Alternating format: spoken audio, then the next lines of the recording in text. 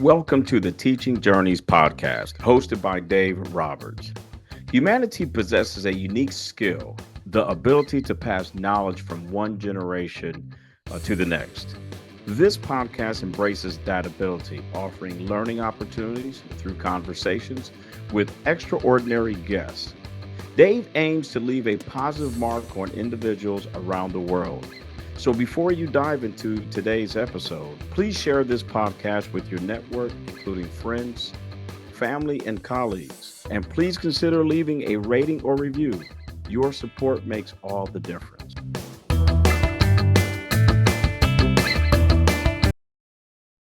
Hi, everyone, and welcome to another episode of the Teaching Journeys podcast. I'm your host, Dave Roberts, and today it is my pleasure to have as my guest, Tripp Tillery.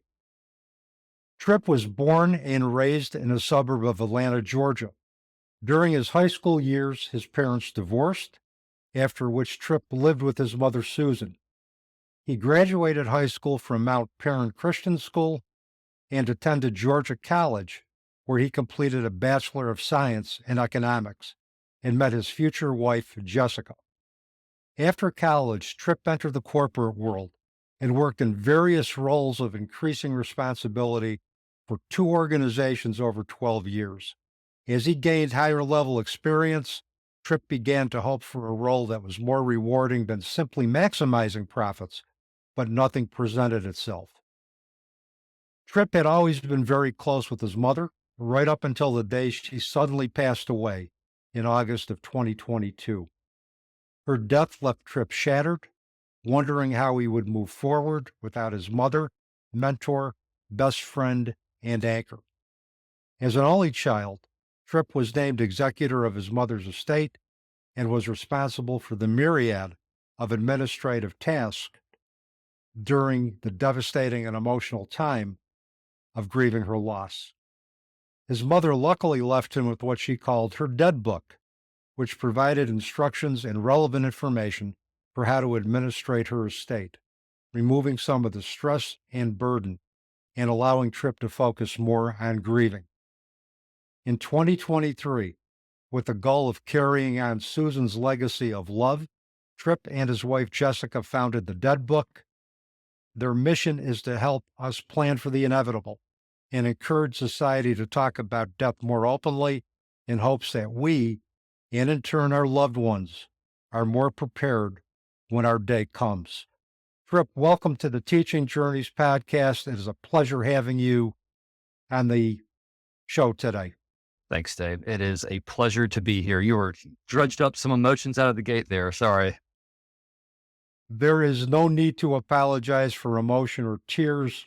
I facilitate a grief support group regularly, and we have one rule about crying, that crying is okay. That's why the tissues are out. And as far as I know, the flood insurance is always paid, so just let it roll. Oh, I will do it. I guess was remiss in not bringing tissues today, but I can grab some should we need them. So Not a problem. Not a problem. If you have to use your sleeve, hey, do what you got to do. As long as there's no judgment. I was always told growing up, don't use my shirt. So as long as we're cool with it, I'll do that. We make room for everybody's perspectives, and there's no such thing as functional fixity. We can use a shirt as a tissue or anything. It's whatever's going to get the job done at that particular time. I have to say, we met certainly not by chance. We were introduced by a mutual colleague of ours, Tina Fornwald. Yep. And Tina introduced us thinking, you guys might have a great conversation.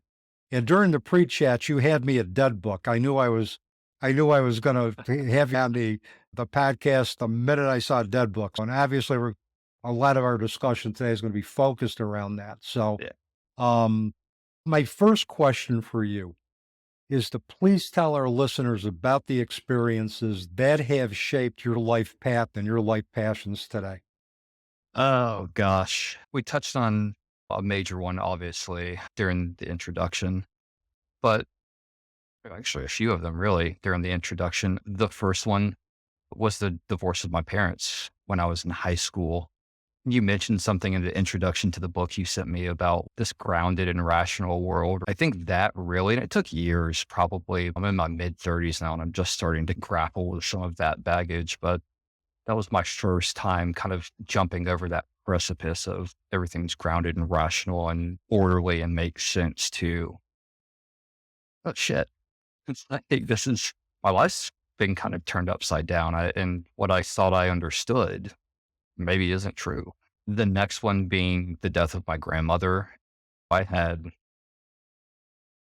grandparents pass away when I was younger, 6 and 8, probably. And my mom's dad actually passed away before I was born. But with my grandmother, she entered hospice and the call went out, hey, grandma's going into hospice, get up here so we can see her and say goodbye. And that, when I was younger, my grandparents passed away and they were a couple of states away and didn't really have any grasp on what that meant. I wasn't there in their final days. But with my grandmother this time, we were able to make it up there. We were able to hang out with her for a few days while she was in hospice and talk to her. And I think she passed away the day after I left. So we were there to see her through those final phases of her life here on earth before she transitioned over. And there were a lot of parts of it that were beautiful. All of my aunts and uncles came in, so my cousins were able to make it in. And we would sit around her bed and reminisce. And my mom and my aunts and uncles would tell stories and they would sing for her. And we'd go out and get her junk food that she wanted. And just the humanity surrounding it was my first interaction of, hey, this is something that's beautiful. It can be beautiful. It was a celebration of her life here on earth and the time she spent, the people she touched. And that was transformative around with my views around death, I guess. At that point, I was early 20s. Um, and that was a very kind of transformative experience. Fast forward 11, 12 years later, you mentioned in the intro was the sudden and unexpected death of my mother. Her and I were very close. We always had been. And we had just retired a couple of years before, and she was looking forward to traveling the world and being retired and just being able to live her life. Unfortunately, she didn't get to do all the traveling she wanted to do because she retired during COVID, but she was starting to get back into that. She had so much life left to live, and we had so many fun things to do together and so much to share into the future. Um, and that one really rocked kind of the foundation of who I was in my mid 30s. You think you have things figured out. You worked jobs, you've been in the workforce for 12 years, you're married, you've passed a lot of these life milestones, right? And something comes along and just chops your legs out from under you.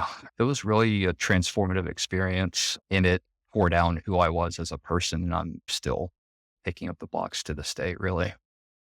And we'll be picking up that box until the day we transition because the growth and the metamorphosis doesn't stop. Yeah. Once we've opened ourselves up to transforming our perspective, more and more pieces come together that allow us to continue to refine that. And I could speak for me in the 21 plus years in the aftermath of my daughter Janine's transition. The person I was a week ago, I may not recognize because the transformation during that previous week may have been so stark. Yeah. Loss inevitably changes us. And you went through, with your mom, you went through two very traumatic events. The first one was a divorce of your parents. As kids, we expect that our parents are going to be together until death do us part. Yeah. And we never expect that our parents are going to separate. Yeah. And she raised you as an only child. And I know that bond very intimately because my mother raised me as an only child. Now I've discovered through the wonders of ancestry.com that I have now a younger sister whom I've connected with. But for the majority of my life, I was known as an only child. And when my mother passed, it was a very traumatic event for me. But the other piece with the divorce, early experience matters. And secondly, sudden death, when there's no opportunity to do closure to the life, to share memories, that brings its own share of challenges and trauma that are unique to that cause of death. Yeah, I could see where that would have been life altering for you. Yeah.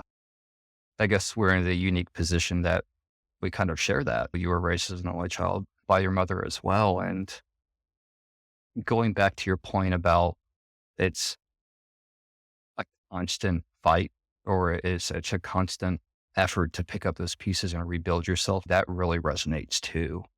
I, well, okay, my wife was smart enough in the immediate aftermath of me losing my mother to say, hey, this was traumatic. You need to go see a professional and talk through some of this stuff and work some of this stuff out. And in doing so, I learned pretty quickly through our early sessions that I was in for that fight. I think as human beings, we want to get to something like this and have some sort of finite, okay, year and a half of this fight. I'm out of it and I'm going to be okay. But it truly is. It's a lifetime fight. And I'm not the same person I was, it'll be 2 years and a couple weeks. And yeah, to your point, weekly, it's just that constant battle. In the beginning, I did see it as a battle. Now I look at it as just part of the path that I have now been destined to walk. Yeah. Is that anything that comes forward to me challenges me to say, okay, where does this fit with my existing belief system? How can I use this to continue to grow? So it's become less of a battle now and more of an alliance with what Yeah. life has to throw me. Not to say that I still don't experience the human emotions of sadness and of yearning whenever I'm missing my daughter. And to your point, it's part of the human experience. And this type of stuff galvanizes us. And as much as it sucks in the moment, it does help us grow as individuals, right? And I mean, if we're not here doing that, why else are we here? If we're just going to stagnate at a certain age, that's part of the human experience is learning and challenging those beliefs and growing from adversity like this. If we all had it easy, what would life be like? Yeah, there wouldn't be any challenge to transcend. There wouldn't be any learning to occur. We'd all stagnate. And we don't have any control over the challenges that we encounter in this lifetime, but we have control over how we respond to it and what we choose to find meaning as a result of those challenges. And it sounds like what you're doing, and particularly with the development of the Dead Book and the development of the Dead Book organization with Jessica, your spouse, I think you're on that path to finding meaning and purpose in the aftermath of the challenges with your mom's death. Speaking of your mom, and I always ask this of every guest who's experienced the loss of a very dear loved one. Tell us about your mom. Tell us what made her so special. Oh gosh. Here, I have a little picture of her actually right here. She does Oh, podcasts with me. Say hi, Susan. hi, Susan. Say hi, Susan. Um, where do you even start with that one? Just one of those rare people, Dave, that like when you're having a bad day, she just kind of gives you faith in humanity. Um, she was one of those special people that exist in the world that are relatively rare that just make the world a better place, and they do it effortlessly. They don't wake up every day and say, my mission is to make the world a better place. They just float through life and do that. God, she loved to have a good time.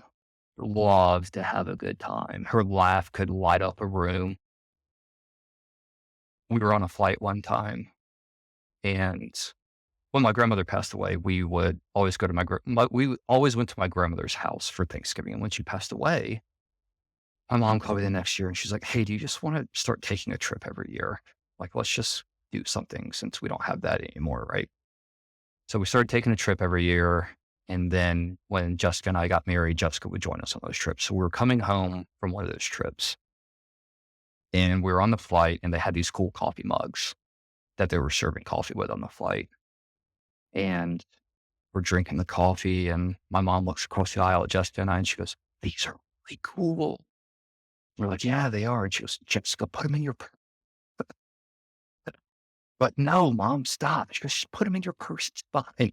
So she egged my wife on until we put a couple in Jessica's purse, brought them home with us. I drank coffee out of it this morning, actually. But that's just who she was. She just liked to have a good time. She didn't take anything too seriously, right? She was the best mom, obviously. Probably tell through the bio and your introduction. She never missed anything. It didn't matter how, trivial it was. If it was a PTA meeting or something, she was at every one of my baseball games. She hauled me all over the Southeast to my baseball tournaments. Not only that, excuse me, I have this character flaw that I'm a procrastinator. So I procrastinated all of my school projects growing up and had a tendency to spring them on her last minute. The night before something was due at 7:30, I'd be like, hey, I need to go to the craft store and pick up all this stuff because I have something due tomorrow. She wouldn't get mad. She's like, all right, hop in the car and go to the craft store and pick up a bunch of stuff. And she'd stay up until 11:30 doing the project with me or sometimes even for me because that's just who she was. And that was after she worked a 8, 10, 12-hour day at work, right? She had this presence about her that calmed people. She never met a stranger. She could strike the conversation with anybody and learn about their lives and just bring this brightness to the conversation that it's hard to explain, but it's very rare that I see it. She just was this light in the world that I miss having that person. I could pick up the phone and call her with any problem, big or small, and she answered the phone every time, didn't matter what she was doing.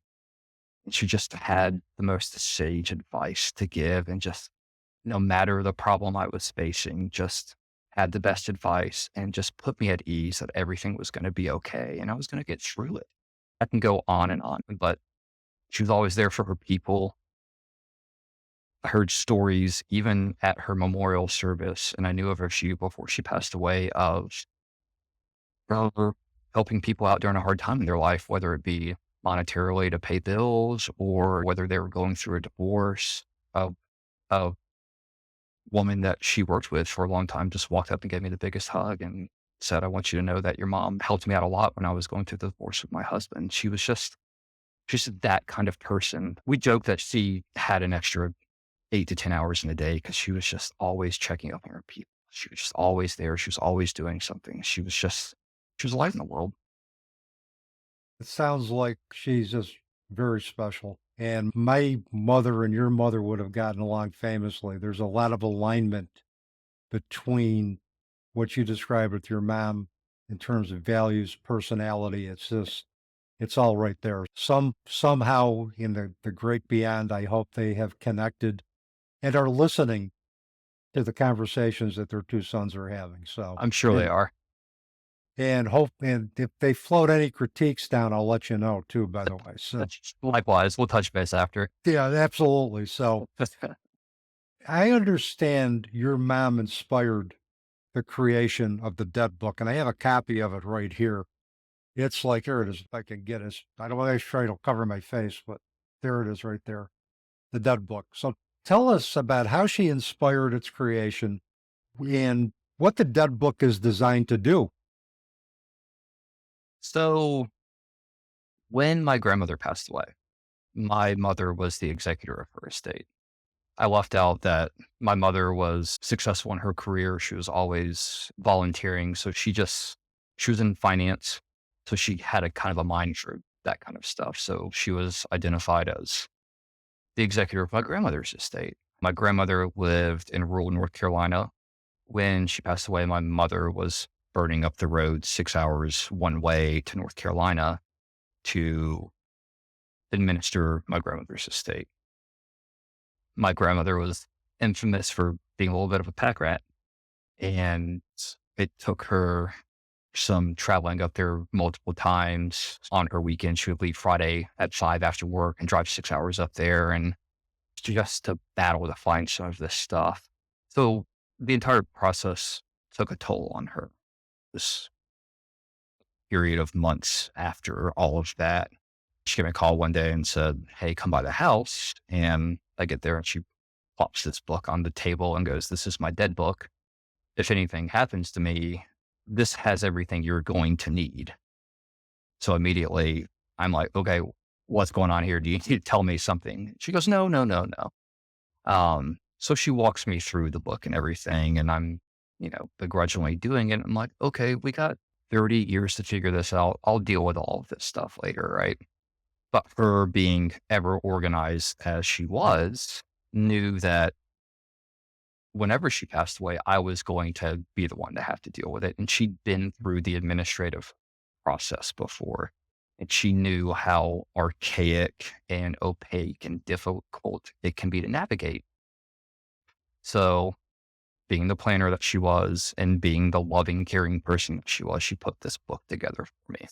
On the day that I found her in her house, the police were finishing up doing their thing, and they asked Jessica and I if we needed anything out of the house. So I asked Jessica to go in. I knew where the book was, go to this bottom drawer in her office, get this book, and put it in the car.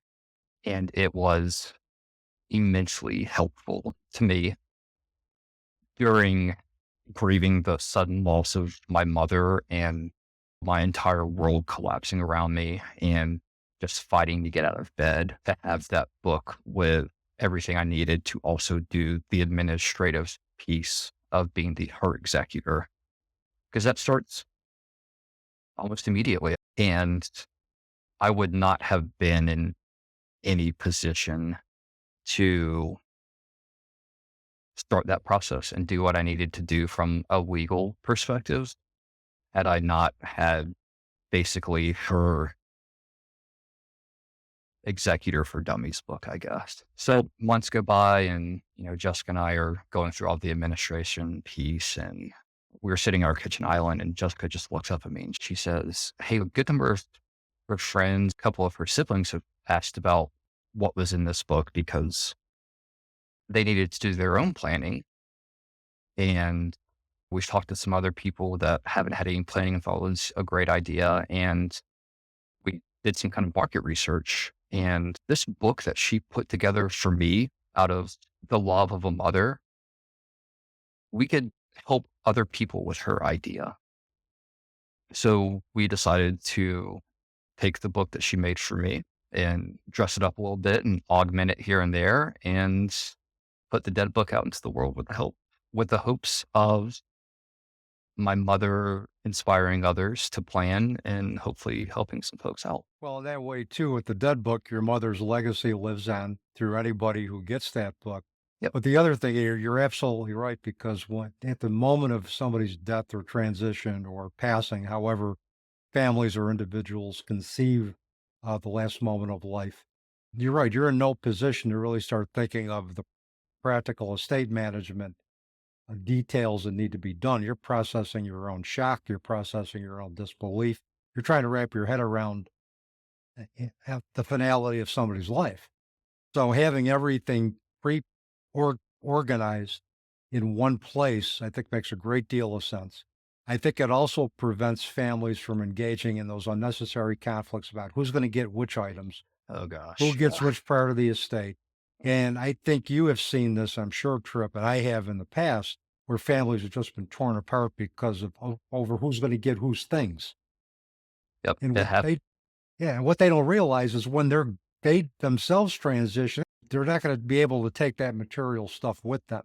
I know you have a section in the Dead Book for items that are going to be bequeathed, whether it be things like jewelry, all of that is covered, in addition to just the general estate planning stuff with wills, funeral service, everything is just, that's outlined.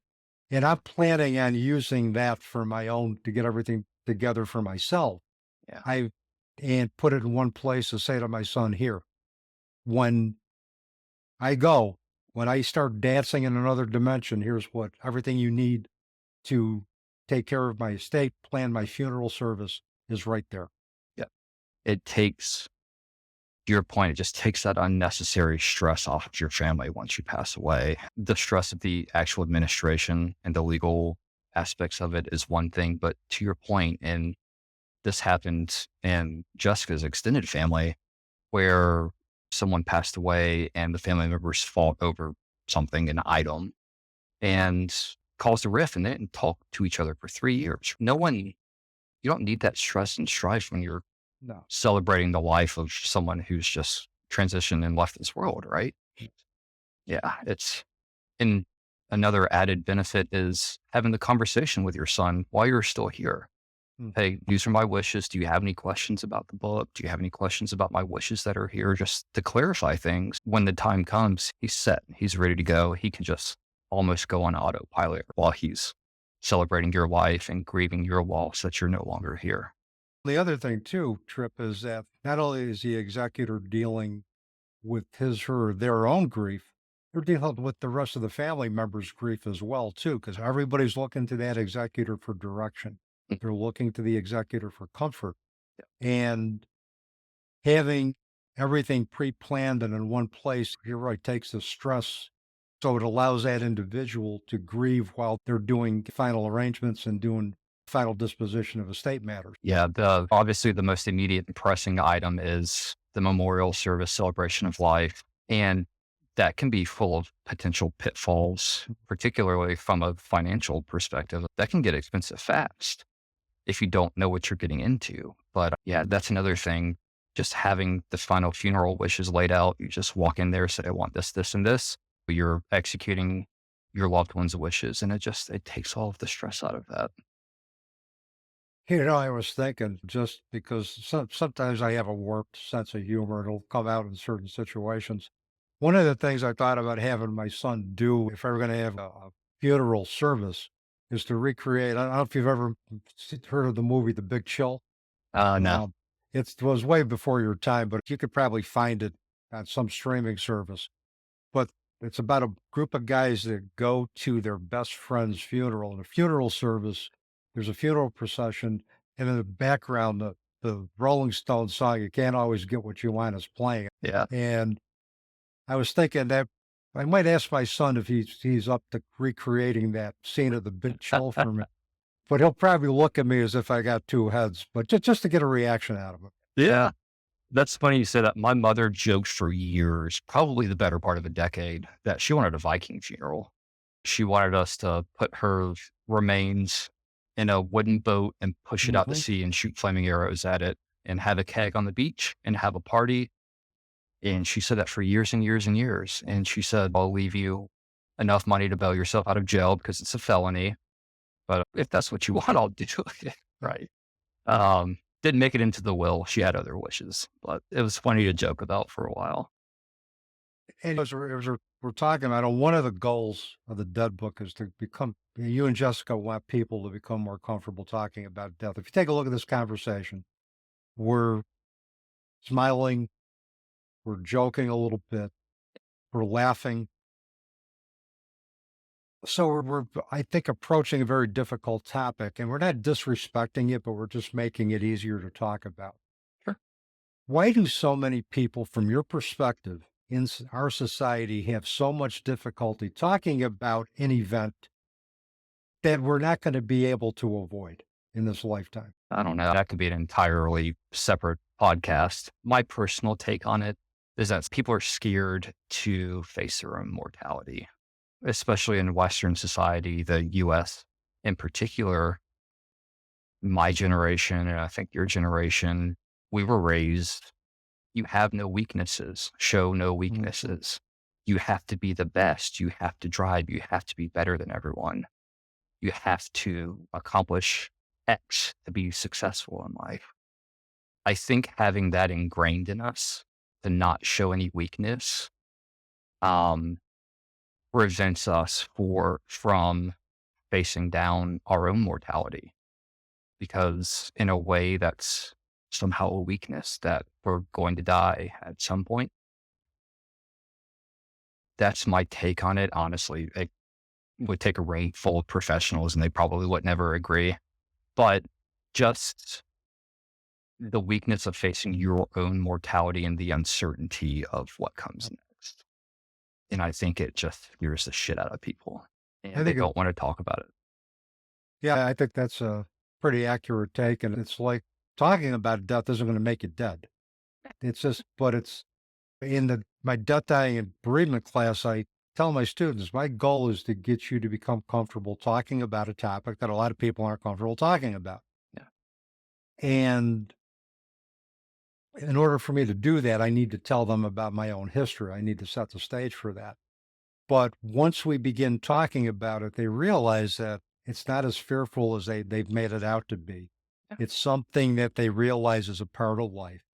And I think, like with your grandmother's journey at the end of life, which was so beautifully orchestrated, for the lack of a better term, with all of her family, her end of life chapter was, if you look at an extension of her continued spiritual growth and development, and the spiritual growth and development of those who witnessed that.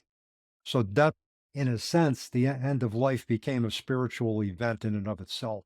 Yeah. And there's a lot of beauty in that. There's a lot of beauty to be connected to something that is greater than yourselves. And that also has that sense of community built into it. Yeah. Yeah. And that's ultimately, we're a social species. It's that sense of community, and ignoring something that has happened to everyone that has lived is going to happen to all of us, and will happen, barring some crazy scientific medical advancement, to everyone that is going to live. Right. And depriving ourselves of that connection with each other, that shared sense of being and community, that we're all going to die and it's okay to talk about it. I don't think that's, quite frankly, healthy or beneficial for us as a society. No, not talking about something that we fear isn't going to prevent it from happening. When we talk about it, the fear mitigates. Yeah, it does. I'm a pragmatic person, so let's talk about a hypothetical. We all knew from an early age, elementary school, middle school, whatever, that something traumatic and life altering is going to affect each and every one of us at least once, if not more than likely multiple times. But we're not going to talk about it. We're not going to prepare you for how to deal with it. And we're all going to ignore it until it happens. Who would say, okay, sounds like a good deal, I'm in, let's just ignore it. Right? It's like saying a tornado is going to hit each and every one of your homes, and we're not going to talk about what you can do to protect yourself. And we're not going to give you any resources to learn on your own. It's almost asinine that we just were so adverse to talking about it. What do you think a society would look like where we openly embrace talking about death? I've thought about this one a lot because it's a loaded question. Directly, I think funerals themselves and the business of funerals would take on a much less morose feel. It'd be more of a celebration of life, like some cultures around the world. Even I think down in Mexico, they have Dia de los Muertos, or to celebrate the dead. It'd be more of a celebration of life. This is what this person achieved, and this is who they touched while they were here, versus let's all march into a room and sit, and then we'll hug and not really know what to say. And then we'll go eat some food, and then we'll all go home and go about our day. Right. It'd be a celebration of life. People would be around to support the person who's lost the loved one, because we're all more comfortable dealing with it. I think the biggest thing that would change would be people would be more keen to live their life the way they want to live their life. I think right now, looking at life as not necessarily infinite, but by ignoring talking about death, not necessarily finite, all of those things that people want to do but don't, they just say they're going to get to later, right? Through talking about death and acknowledging that it's going to happen to everyone, and putting a little bit more of a finite nature to life here in this life, in this world, people aren't going to wait to do that. They're going to get out of the job that they hate. They're going to take the trip and explore the world. They're going to start the business. They're going to do all of these things that they know are going to make them happy, but they avoid doing because it's too big of a risk or they'll get to it later or whatever that may be. I think a society that openly talks about it and acknowledges death would have more life. I think we would be less prone to take each other for granted. I think we would value our relationships more. Um, yeah, you're right. We would value the quality of our life more. We might measure abundance differently as not having necessarily abundance being measured by the material things we have in our lives. There may be a more multidimensional or multifaceted version of abundance that Yeah. we subscribe to. Um, yeah, like you said, it's going to happen to each and every one of us. There's no if something happens to me. I took the if out of that a long time ago. Yep. It's when something happens to me. Yep. It's when the good Lord, creator of the universe, or wherever you believe your higher power is, says, your mission on earth is done. It's time. You can start your new existence. Yep. And if we understand that, as we live our lives, we can lead a more fuller life while embracing that there may be something more that lies beyond than the life that we're living right now. Yeah, absolutely. And the interpersonal relationships, that really resonates as well, right? I mean, we've become a cold society to an extent, and acknowledging that we're all in this together. We're all on the same journey, right?